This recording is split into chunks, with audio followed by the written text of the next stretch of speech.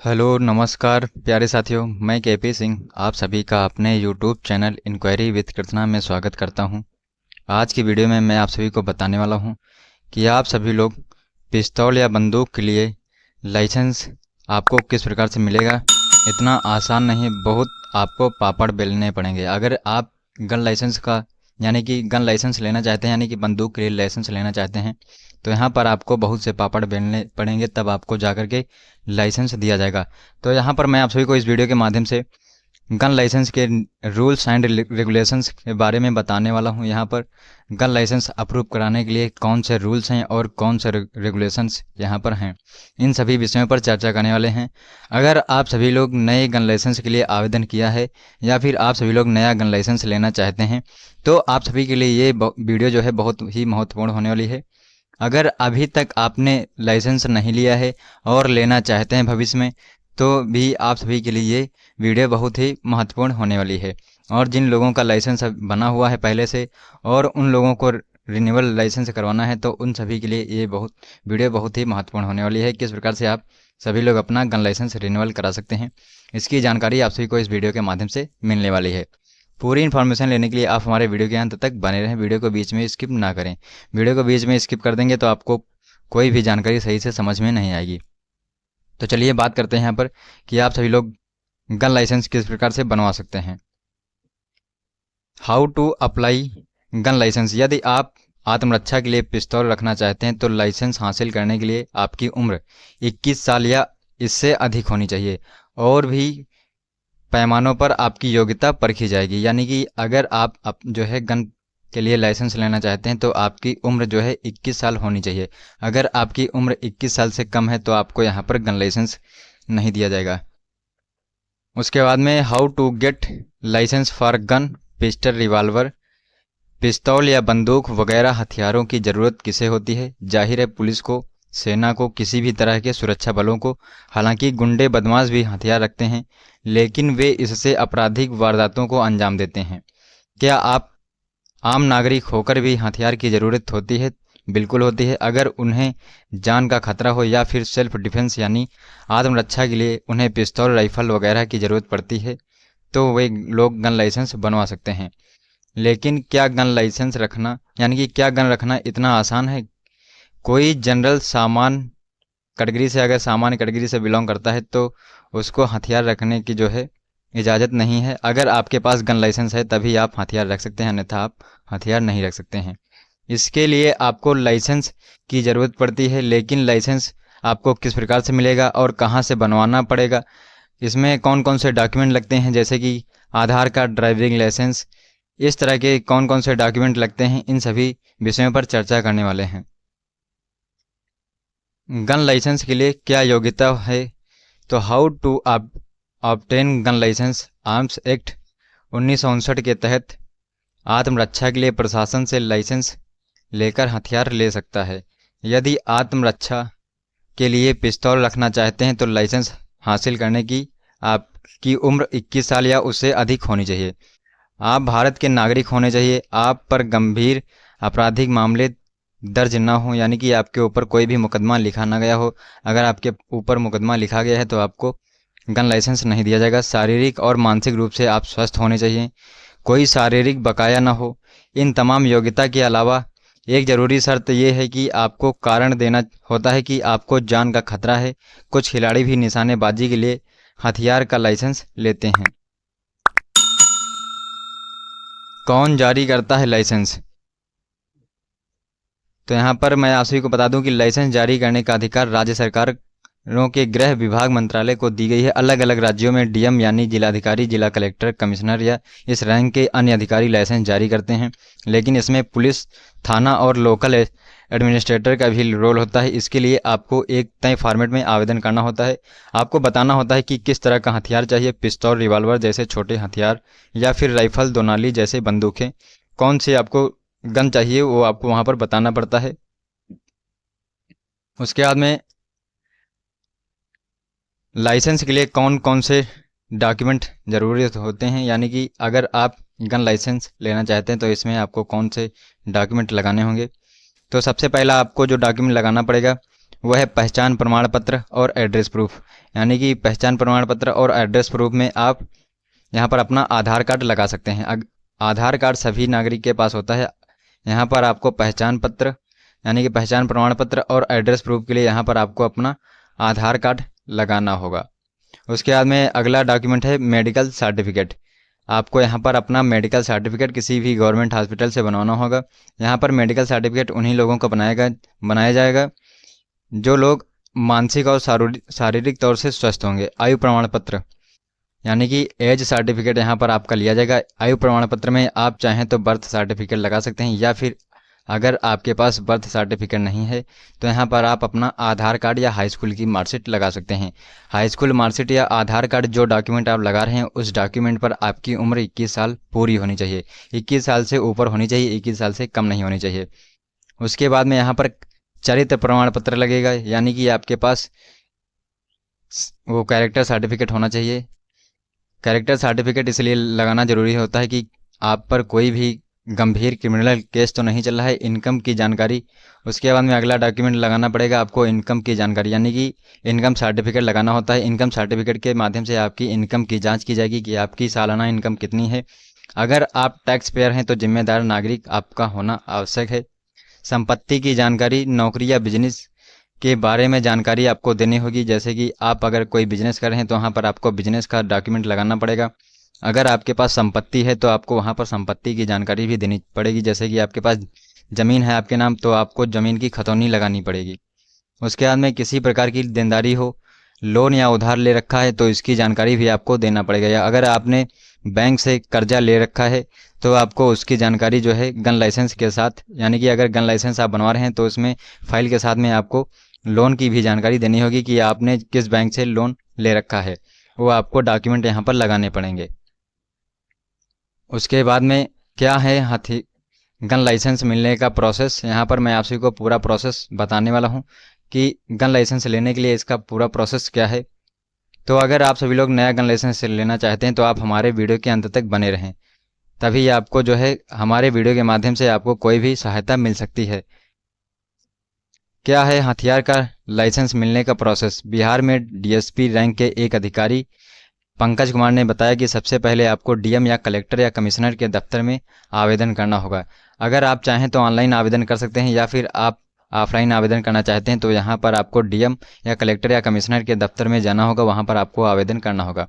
यहाँ से आपका एप्लीकेशन एसपी के कार्यालय में भेजा जाएगा और फिर वहाँ से आपके लोकल पुलिस स्टेशन में आपकी एप्लीकेशन आने पर वहाँ पर आपकी जांच की जाएगी आपके थाने में कि आपके ऊपर कोई भी क्रिमिनल केस तो नहीं चल रहा है। उसके बाद में आप पुलिस स्टेशन में आपका वेरिफिकेशन किया जाएगा। आपकी पहचान, कामकाज और क्रिमिनल रिकॉर्ड के बारे में ज़रूरत पड़ने पर क्राइम रिकॉर्ड ब्यूरो यानी कि सीबीआई को जांच भेजी जाएगी। अगर आपके ऊपर लंबा केस दर्ज है तो आपकी जांच सीबीआई के माध्यम से कराई जाएगी। उसके बाद में जांच होने के बाद थाने द्वारा जांच की जाएगी। उसके बाद में क्रॉस चेक किया जाएगा, फिर रिपोर्ट वापस एसपी ऑफिस भेज दी जाएगी। यानी कि थाने से रिपोर्ट लगने के बाद आपकी जो फाइल है वो एसपी ऑफिस को भेज दी जाएगी। वहाँ से औपचारिकता पूरी कर रिपोर्ट के साथ आपका आवेदन वापस डीएम कार्यालय भेज दिया जाएगा।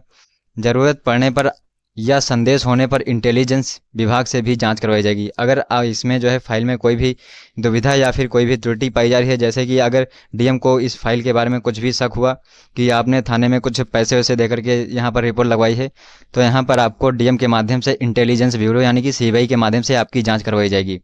अगर सीबीआई के माध्यम से आपकी जाँच करवाई जाएगी और वहाँ पर आपके ऊपर कोई केस दर्ज मिला तो आपके ऊपर जो है सख्त कार्रवाई की जाएगी। इसीलिए आप सभी लोग फेक थाने से रिपोर्ट मत लगाइएगा।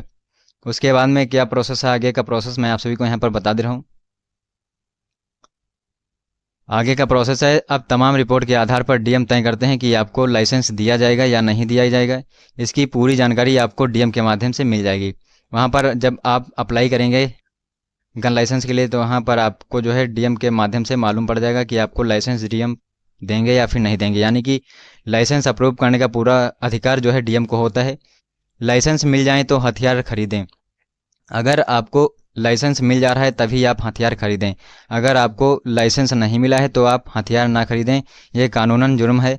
अगर आप बिना लाइसेंस के हथियार खरीद लेते हैं तो आपको यहाँ पर जेल की सज़ा भी हो सकती है। अगर आपको लाइसेंस मिल गया है तो आप वही हथियार खरीद सकते हैं जिसके लिए आपने आवेदन किया था। सरकार से रजिस्टर्ड दुकानों से आप हथियार खरीद सकते हैं, फिर इसे ले जाकर प्रशासन के पास डिटेल दर्ज करवानी पड़ेगी। आपके हथियार का रिकॉर्ड आपके संबंधित थाने में भी रखा जाएगा। वहाँ रजिस्ट्रेशन के बाद आप अपने साथ पिस्तौल, राइफल वगैरह रख सकते हैं। उसके बाद में है कि आप सभी को गोलियों का रिकॉर्ड भी रखना पड़ेगा, यानी कि गोलियों का रिकॉर्ड रखना भी ज़रूरी है क्या? तो यहाँ पर मैं आप सभी को बता दूं कि सभी गोलियों का रिकॉर्ड आपको रखना अनिवार्य होगा। जितनी भी गोलियां आप खरीदते हैं उन सभी गोलियों का रिकॉर्ड आपको रखना होगा। यहाँ पर जैसे कि लिखा हुआ है, बंदूक के लाइसेंस की अर्जी के साथ ही गोलियों के लिए भी अनुमति लेनी होती है। गोलियों का एक फिक्स कोटा होता है। आपके गोलियां कहाँ खर्च की गई इसका रिकॉर्ड आपको रखना होता है और इसकी जानकारी देनी पड़ती है, तभी आपको फिर से नई गोलियां दी जाएंगी। अगर आपने दिखावे या रौब जमाने के लिए गोलियां चलाई हैं या फिर दहशत पैदा करने के लिए, तो आपार कानूनी कार्रवाई भी की जाएगी। लाइसेंस मिलने में आखिर कितना वक्त लगता है, यानी कि अगर आप नया लाइसेंस लेना चाहते हैं तो यहाँ पर आप कितना समय लग जाता है? तो नया लाइसेंस लेने के लिए जो समय लगता है वो है, यहाँ पर इस सवाल का निश्चित जवाब नहीं है, क्योंकि लाइसेंस मिलने की कोई समय सीमा ही निर्धारित नहीं की गई है। बिहार झारखंड में 1.5 दशक से ज़्यादा समय की क्राइम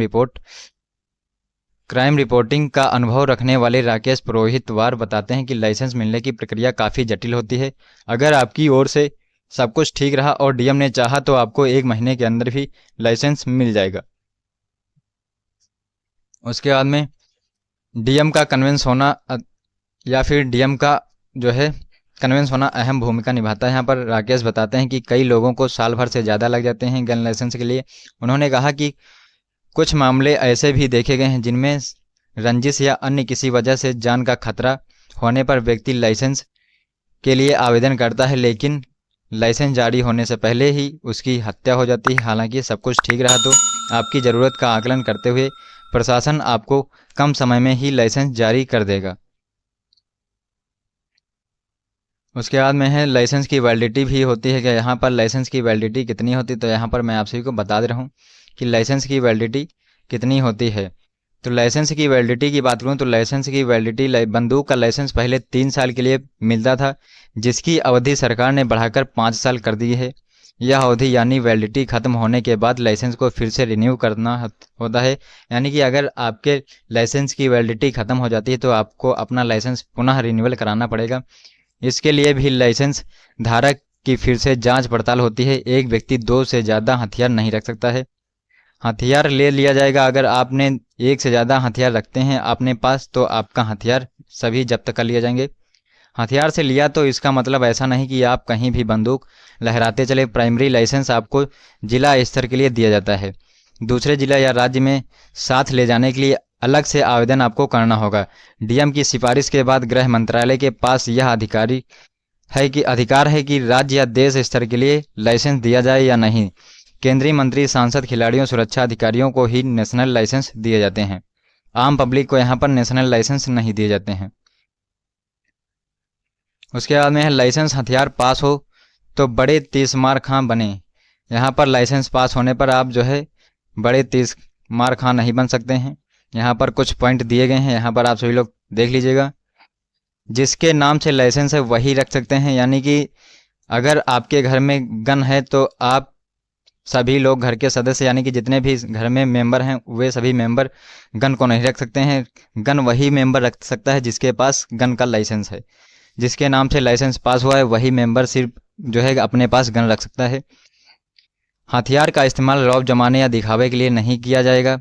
किसी शादी समारोह, चुनाव में जीत वगैरह के लिए हर्ष फायरिंग में इसका इस्तेमाल करना बेहतर नहीं है। किसी को डराने, धमकाने या क्रिमिनल एक्टिविटी के लिए इसका इस्तेमाल करना जुर्म है। शिकार करने, एंटरटेनमेंट के लिए, गुंडागर्दी मचाने के लिए इस्तेमाल नहीं किया जा सकता। प्रशासन चुनाव के समय दंगे की आशंका पर या फिर जब चाहे तब हथियार को नज़दीकी थाने या गन स्टोर में इसे जमा करना होगा। अगर आप सभी नियम का उल्लंघन करते हैं तो आपके ऊपर कौन सी सज़ा यानी कि आपके ऊपर कौन सी कार्रवाई की जाएगी, तो यहाँ पर आप सभी को देखने को मिल जाएगी। यहाँ पर लिखा हुआ है अगर नियमों का पालन आपने नहीं किया तो क्या होगा। यहाँ पर मैं आप सभी को बता दूं कि अगर आप सभी लोग नियमों का पालन नहीं करते हैं तो लाइसेंस आपका रद्द कर दिया जाएगा, या फिर आपका लाइसेंस आपको जो है अपना सरेंडर करना पड़ेगा। लाइसेंसी हथियार से किसी दूसरे की जान खतरे में डालने पर कानून के प्रावधानों के तहत आपको जेल या मोटा जुर्माना फिर लगाया जा सकता है आपके ऊपर। फिर दोनों से सज़ा हो सकती है, या फिर इस पर निर्भर करता है कि किस सेक्शन के तहत केस दर्ज किया जाएगा। आईपीसी धारा 307 के तहत जानलेवा हमले का केस बनता है, जिसमें 10 साल की सज़ा होती है। अगर दिखावे में की गई फायरिंग में किसी को गोली लग जाती है और उसकी मौत हो जाती है तो भी व्यक्ति पर गैर इरादतन हत्या का केस दर्ज किया जाएगा और इससे बड़ी सज़ा भी हो सकती है। आज की वीडियो में बस इतनी ही जानकारी देनी थी। अगर आप सभी को हमारे द्वारा दी गई जानकारी पसंद आई है तो कृपया आप सभी लोग हमारे वीडियो को लाइक एंड शेयर करना न भूलेगा। और अभी तक जो लोग हमारे YouTube चैनल पर नए हैं और अभी तक हमारे YouTube चैनल को सब्सक्राइब नहीं किए हैं तो कृपया वे सभी लोग हमारे YouTube चैनल को सब्सक्राइब कर लेंगे। अगर आप सभी को ऐसे ही इन्फॉर्मेशन चाहिए तो आप सभी लोग हमारे YouTube चैनल को सब्सक्राइब करके बेल आइकन को भी प्रेस करके रखिएगा, जिससे कि हमारे YouTube चैनल पर जितनी भी वीडियो आती हैं उन सभी वीडियो का नोटिफिकेशन आपको समय पर मिलता रहेगा और आपको हर प्रकार की जानकारी समय पर मिलती रहेगी। धन्यवाद। जय हिंद, जय भारत।